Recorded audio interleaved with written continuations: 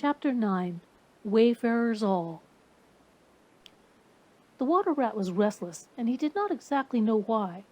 To all appearance the summer's pomp was still at fullest height, and although in the tilled acres green had given way to gold, though rowans were reddening, and the woods were dashed here and there with a tawny fierceness, yet light and warmth and colour were still present in undiminished measure, clean of any chilly premonitions of the passing year. But the constant chorus of the orchards and hedges had shrunk to a casual evensong from a few yet unwearied performers. The robin was beginning to assert himself once more, and there was a feeling in the air of change and departure. The cuckoo, of course, had long been silent, but many another feathered friend, for months a part of the familiar landscape and its small society, was missing too, and it seemed that the ranks thinned steadily day by day. Rat, ever observant of all winged movement, saw that it was taking daily a southing tendency, and even as he lay in bed at night, he thought he could make out, passing in the darkness overhead, the beat and quiver of impatient pinions obedient to the peremptory call. Nature's grand hotel has its season, like the others. As the guests one by one pack, pay, and depart, and the seats at the table-d'hôte shrink pitifully at each succeeding meal, as suites of rooms are closed, carpets taken up, and waiters sent away, those boarders who are staying on pension until the next year's full reopening cannot help being somewhat affected by all these flittings and farewells, this eager discussion of plans, routes, and fresh quarters, this daily shrinkage in the stream of comradeship. One gets unsettled, depressed, and inclined to be querulous. Why this craving for change? Why not stay on quietly here like us and be jolly? You don't know this hotel out of season, and what fun did we have among ourselves, we fellows who remain and see the whole interesting year out. All very true, no doubt, the others always reply. We quite envy you, and some other year perhaps, but just now we have engagements, and there's the bus at the door. Our time's up. So they depart with a smile and a nod, and we miss them, and feel resentful. The rat was a self-sufficing sort of animal, rooted to the land, and whoever went, he stayed. Still, he could not help noticing what was in the air and feeling some of its influence in his bones. It was difficult to settle down to anything seriously with all this flitting going on. Leaving the waterside, where rushes stood thick and tall in a stream that was becoming sluggish and low, he wandered countrywards, crossed a field or two of pasturage already looking dusty and parched, and thrust into the great sea of wheat, yellow, wavy, and murmurous, full of quiet motion and small whisperings. Here he often loved to wander through the forest of stiff, strong stalks that carried their own golden sky away over his head, a sky that was always dancing, shimmering, softly talking, or swaying strongly to the passing wind and recovering itself with a toss and a merry laugh. Here, too, he had many small friends, a society complete in itself, leading full and busy lives, but always with a spare moment to gossip and exchange news with a visitor. Today, however, though they were civil enough, the field mice and harvest mice seemed preoccupied. Many were digging and tunneling busily. Others, gathered together in small groups, examined plans and drawings of small flats, stated to be desirable and compact, and situated conveniently near the stores. Some were hauling out dusty trunks and dress baskets. Others were already elbow-deep, packing their belongings, while everywhere piles and bundles of wheat, oats, barley, beech mast, and nuts lay about ready for transport. "Here's old Ratty," they cried as soon as they saw him. "Come and bear a hand, Rat, and don't stand about idle." "What sort of games are you up to?" said the water rat severely. "You know it isn't time to be thinking of winter's quarters yet, by a long way."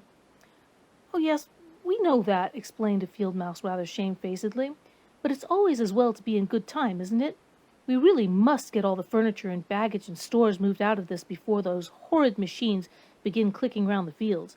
And then, you know, the best flats get picked up so quickly nowadays, and if you're late, you have to put up with anything. And they want such a lot of doing up, too, before they're fit to move into. Of course, we're early, we know that, but we're only just making a start." "Oh, bother start," said the rat. "It's a splendid day. Come for a row, or a stroll along the hedges, or a picnic in the woods, or something." "Well, I think not today, thank you," replied the field mouse hurriedly. "Perhaps some other day, when we've more time." The rat, with a snort of contempt, swung round to go, tripped over a hat-box, and fell with an undignified remarks. "If people would be more careful," said a field mouse rather stiffly, "and look where they're going, people wouldn't hurt themselves and forget themselves. Mind that hold-all, Rat. You'd better sit down somewhere. In an hour or two we may be more free to attend to you." You won't be free, as you call it, much this side of Christmas. I can see that, retorted the rat grumpily as he picked his way out of the field. He returned somewhat despondently to his old river again, his faithful, steady-going old river, which never packed up, flitted, or went into winter quarters. In the osiers which fringed the bank, he spied a swallow sitting. Presently it was joined by another, and then by a third, and the birds, fidgeting restfully on their bough, talked all together earnestly and low. "What, already?" said the rat, strolling up to them. "What's the hurry? I call it simply ridiculous." "Oh, we're not off yet, if that's what you mean," replied the first swallow. "We're only making plans and arranging things. Talking it over, you know, what route we're taking this year and where we'll stop and so on. That's half the fun." "Fun," said the rat. "Now that's just what I don't understand. If you've got to leave this pleasant place, and your friends who will miss you, and your snug homes that you've just settled into, why, when the hour strikes, I've no doubt you'll go bravely and face all the trouble and discomfort and change and newness, and make believe that you're not very unhappy. But to want to talk about it, or even think about it, till you really need—" "No, you don't understand naturally," said the second swallow. "First, we feel it stirring within us, a sweet unrest. Then back come the recollections, one by one, like homing pigeons. They flutter through our dreams at night, they fly with us in our wheelings and circlings by day. We hunger to inquire of each other, to compare notes, and assure ourselves that it was all really true, as one by one the scents and sounds and names of long-forgotten places come gradually back and beckon to us."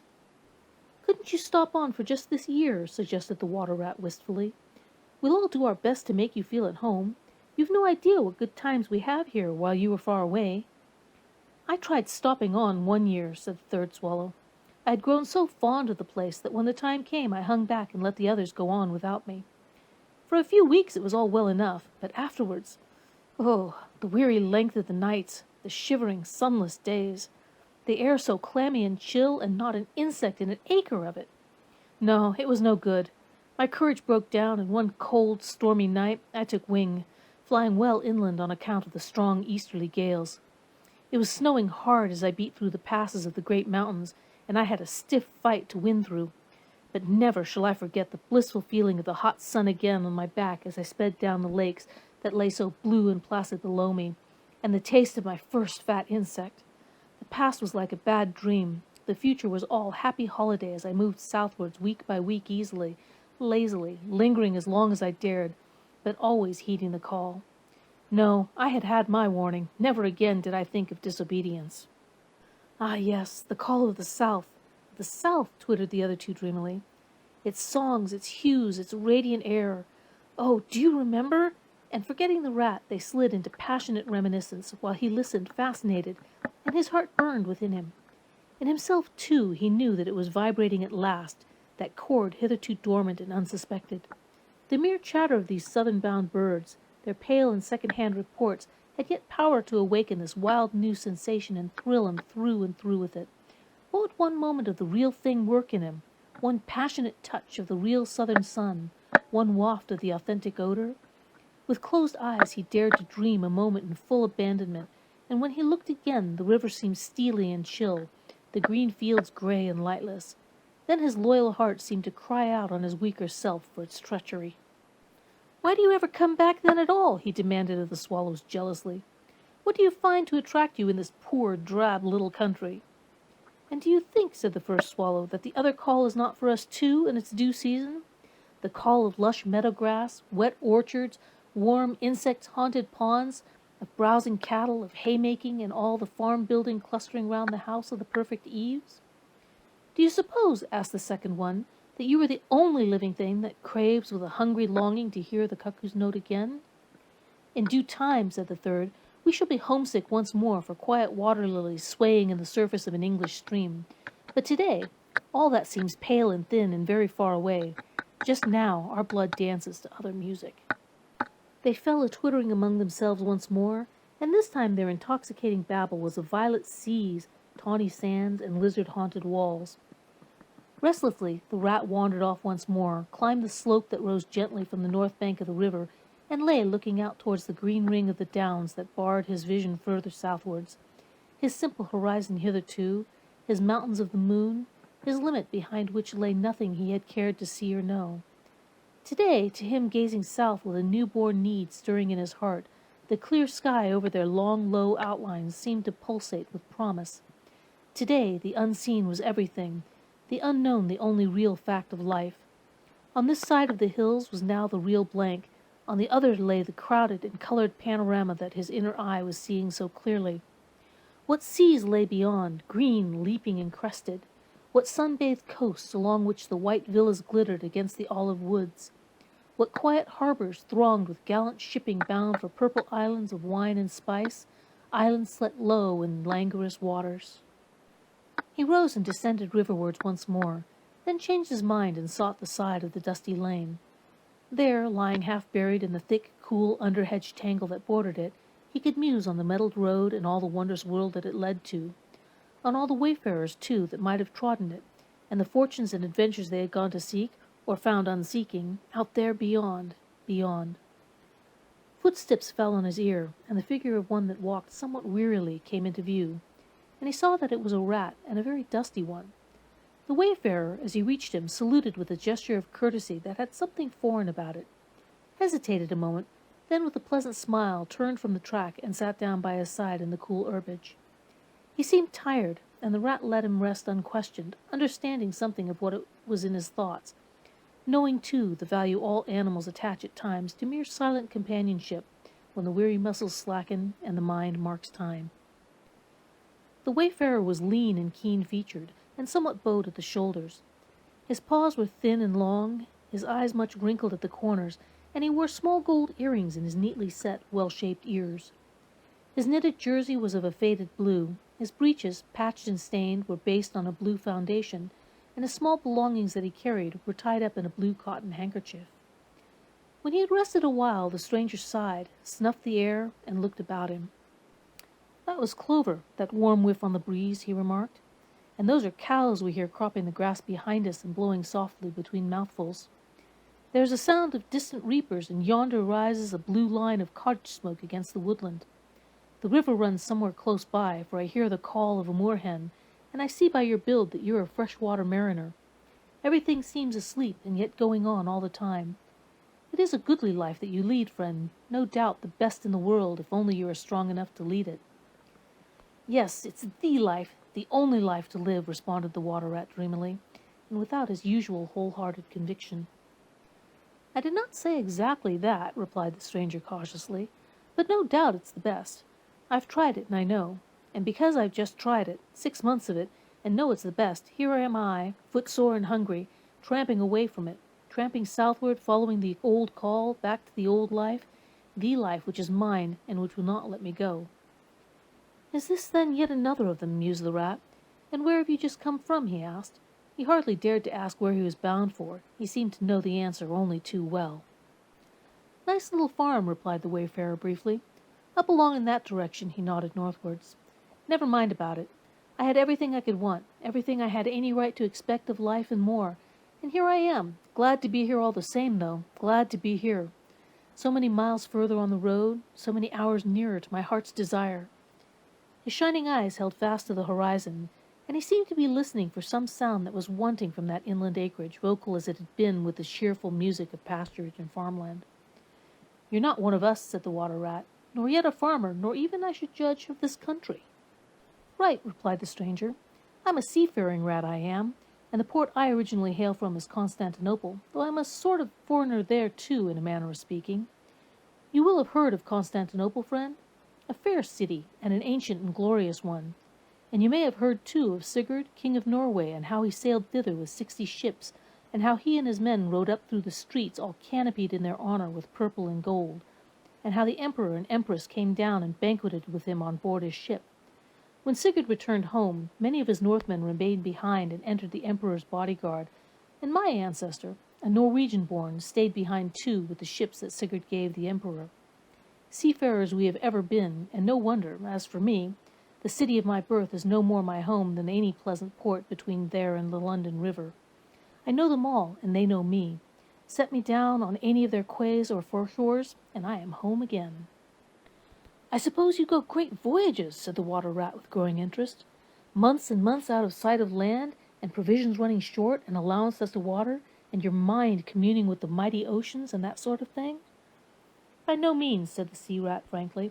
Such a life as you describe would not suit me at all. I'm in the coasting trade, and rarely out of sight of land. It's the jolly times on shore that appeal to me as much as any seafaring. Oh, those southern seaports! The smell of them, the riding lights at night, the glamour! Well, perhaps you have chosen the better way, said the water rat, but rather doubtfully.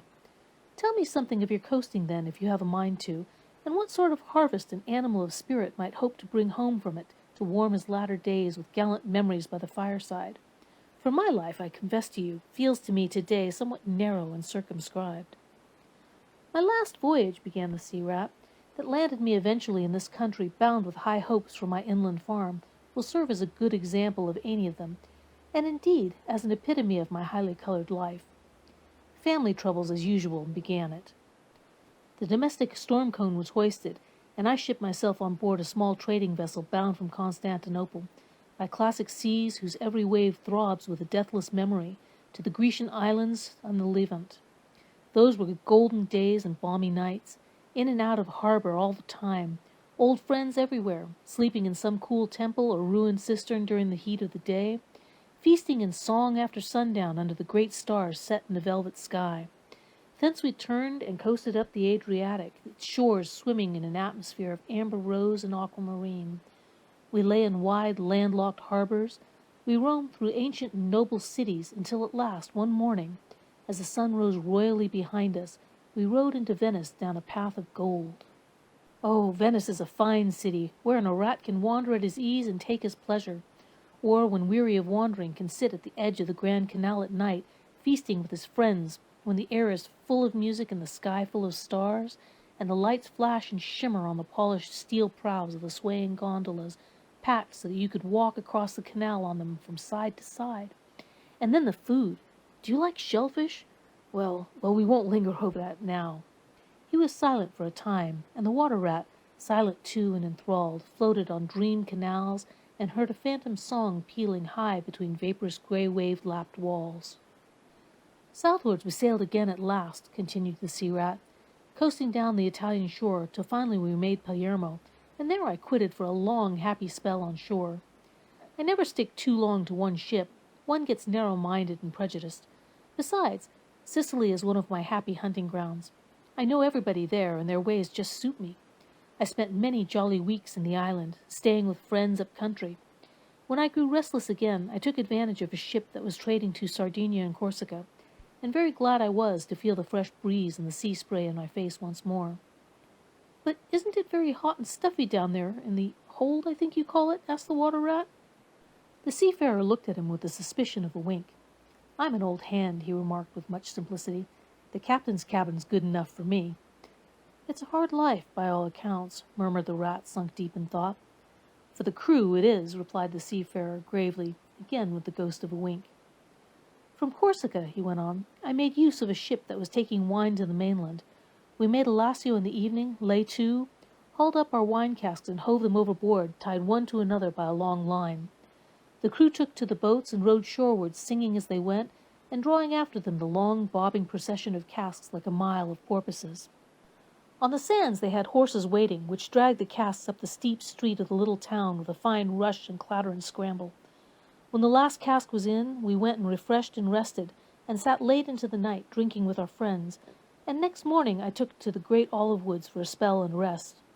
For now I had done with islands for the time, and ports and shipping were plentiful, so I led a lazy life among the peasants, lying and watching them work, or stretched high on the hillside with the blue Mediterranean far below me. And so at length, by easy stages, and partly on foot, partly by sea, to Marseille, and the meeting of old shipmates, and the visiting of great ocean-bound vessels, and feasting once more. Talk of shellfish!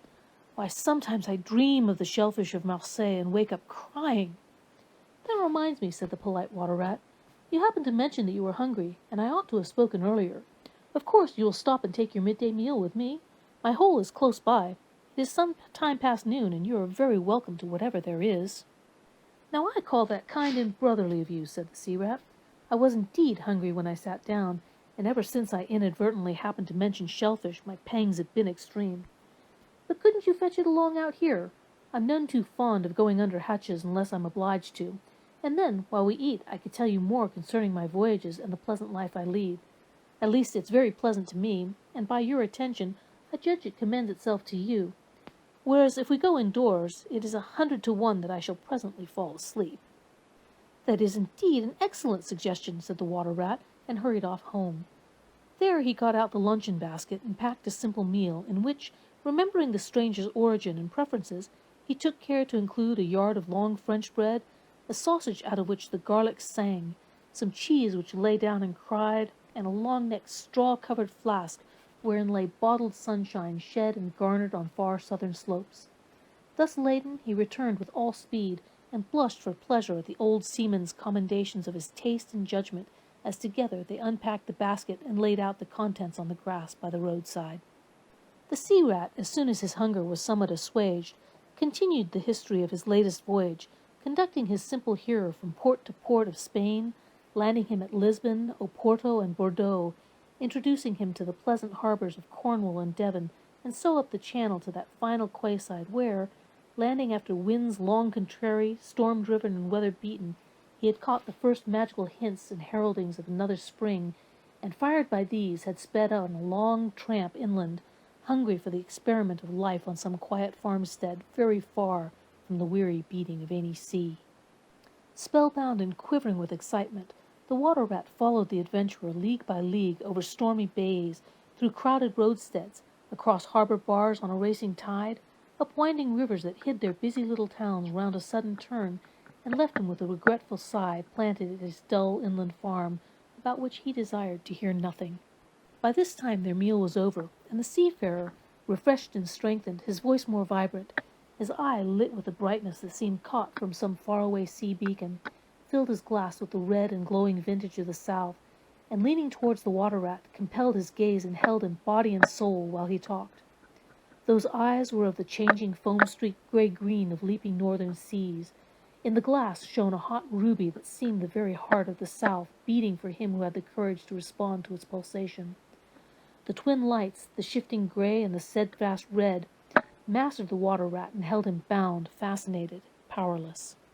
The quiet world outside their rays receded far away and ceased to be.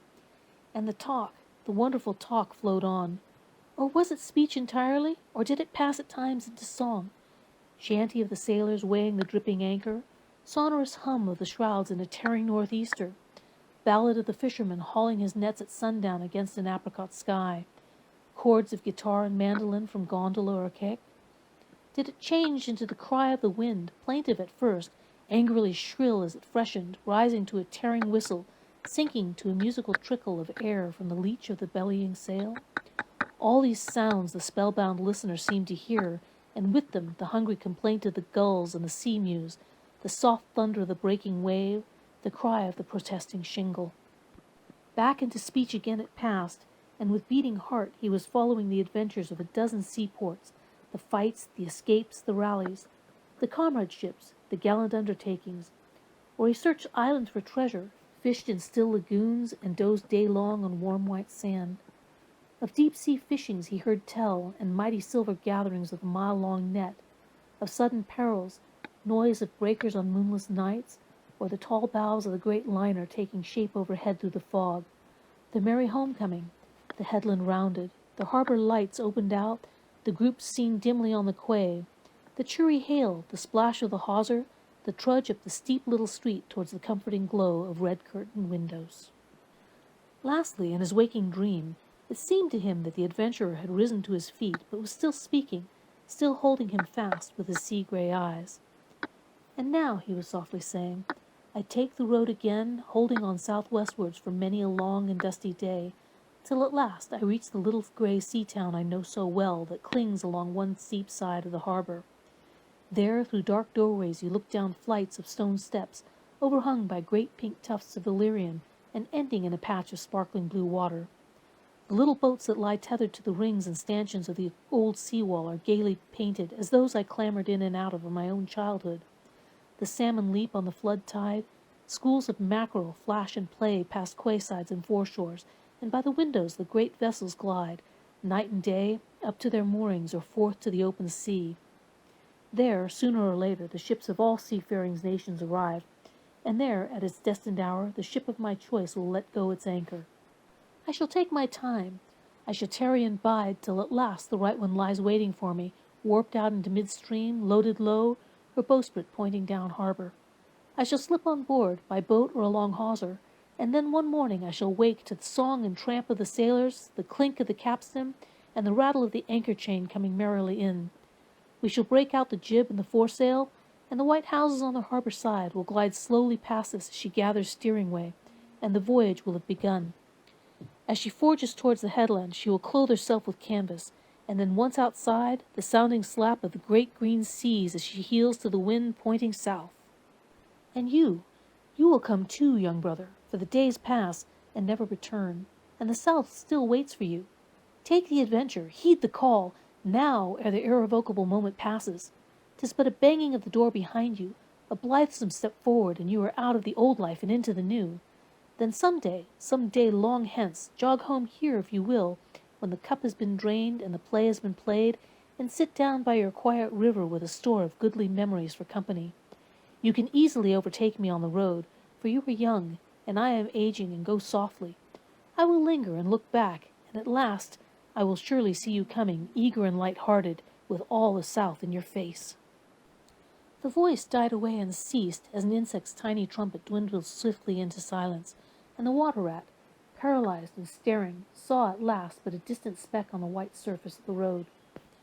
Mechanically he rose and proceeded to repack the luncheon basket, carefully and without haste.